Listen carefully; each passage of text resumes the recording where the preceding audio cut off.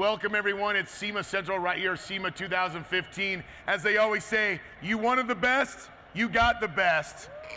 Michael Finnegan from Roadkill, how you doing today, sir? Oh, I'm damn happy to be here. Man, of course, we had some, I had some flagrant guys come over. I don't know, that guy Tom, some guy Tom came by and was trying to haggle me. No, it's good to see you, man. You're doing some cool stuff. We were reminiscing before we came up on stage about all the stuff we've done over the last few years. And Roadkill, man, taking over the internet. It's like, it's the gateway drug for the young man into the industry. Oh, it's a good instruction manual for, what not to do with your car. What's going on with Roadkill? Favorite episodes? I mean, talk to me, man. I mean, I don't know, or we could talk jet boat racing either. I mean, it's up to you. Favorite episode. The one we just put up is pretty good. We actually filmed it in Georgia at my house.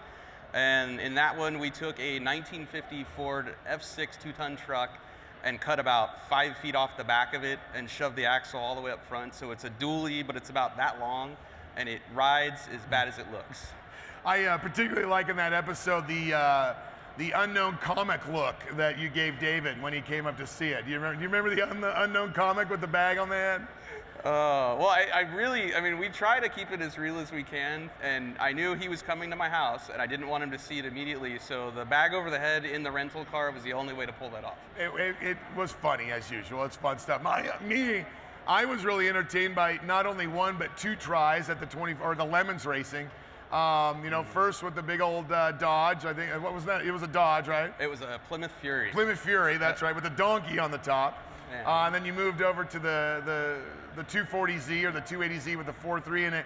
That thing's got to be a hoot to drive. It's arguably my favorite car on Roadkill. It's a 71 Datsun 240Z it literally gets lighter every time I drive it because it's that rusty. It's just falling apart. And we swapped a 4.3 liter Chevy V6 out of an S10 with a 5-speed and a turbo off of a Ford Power Stroke diesel on it. And it's all wrong. I mean, especially on an autocross, it doesn't spool till you're ready to brake for the next turn. So it's horrific. But on the highway, left foot braking that thing. Yeah, man. Just keep it in the wood.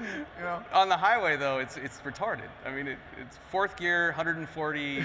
Lift because you're afraid you're gonna die. A lot of fun stuff on racetracks too. You went out to Willow Springs and had a little fun out there too. Yeah, I believe the Datsun broke there. It broke at Buttonwillow. It broke. Where hasn't it broke? It's broken everywhere. I mean, it's broken now, and I don't even know what's wrong with it. So maybe in a year or 2 we'll get back to it. Can you divulge any upcoming episode info? I mean, what's the planning? I mean, I know that we met because we were lucky enough to work together as part of Hot Rod Magazine, and I was a very blessed section of my life. Moving into writer, producer, screenwriter, babysitter, I think is what you said. Babysitter, I think is first. The first, really, okay. Yeah. But can you divulge some of the ideas? Or, I mean, are they really, I've worked with you guys in the garage. There is really no planning. There's got to be a little bit of planning, but really it's just like okay, I know. We'll take this, we'll take that, we'll mash it together and make it work. It's as unorganized as it seems. What do we have, 4 episodes left to shoot this year? We don't know what we're doing. Perfect. We just sat there about an hour ago and said, let's go do burnouts in front of Mount Rushmore. We'll throw a dart somewhere, go buy a car, drive there and go do it. That's the only goal. And whatever happens, happens. And that's about as well planned as it gets. So. Well, one of the ones that did have a little planning to it that really got a huge response on the internet. And of course I'm friends with Richard too. So we had a little headbang in there. It did go down to the race on Woodward Dream Cruise. Still, I gotta say, it's always the same stuff. I knew it was for fun. I knew you guys didn't really hate each other. Or maybe you do, I don't know. But I don't hate him, but I wanted to win. It's competition. You wanted to win. Oh, we got donkey stomped. I mean, it was... He drugged you all the way down, man. Oh, God, it was horrible. It was an ass beating like I've never received in my entire life. Well, it wasn't that bad. It wasn't like he drugged you down the whole thing. It wasn't close at all. Go to the internet. It's out there already. I saw it. It wasn't that bad. It's bad. Oh, no. You're being nice. Now, will there be a rematch? I don't think they want one. Am I calling them out? Maybe, I don't know. What do you think? I would love one. Does the audience at SEMA want to see a rematch between Gas Week Garage and Roadkill? I do.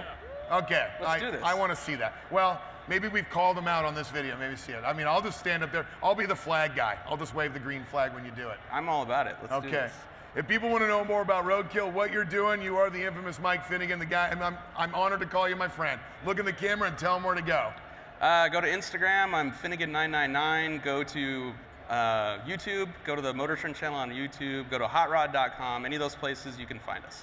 He's the one and only Mike Finnegan. I'm Dennis Pittsenbarger. More from SEMA Central coming up soon.